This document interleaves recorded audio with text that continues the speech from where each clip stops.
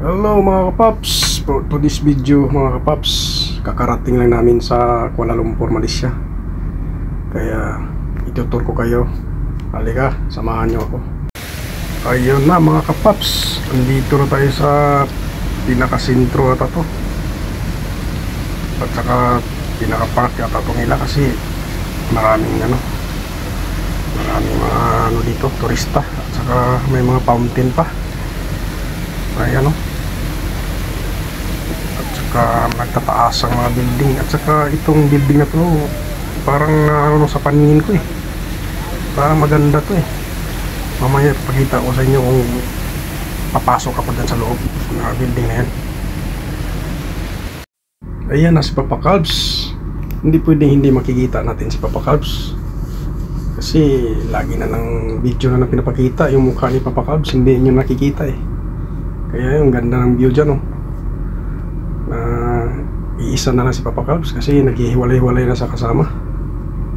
Kaya nagsisikap na rin bibidyo si Papa Calbs. Hirap kasi pag naghiwalay-hiwalay na, walang taga-video na.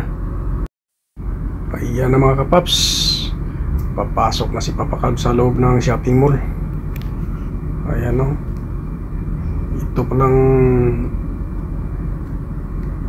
lapad pa nito sa loob ng Twin Tower na yun.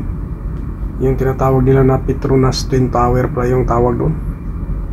Kaya ang loob pala shopping mall tapos hotel. Ayos pala to, malawak pala talaga sa loob. Fast forward tayo mga kapaps kasi masyado matagal ang video. Ayan na si Papa Calbs mga kapaps, pag-alagala na lang sa loob. Saka parang may hinahanap si Papa Calbs Ayan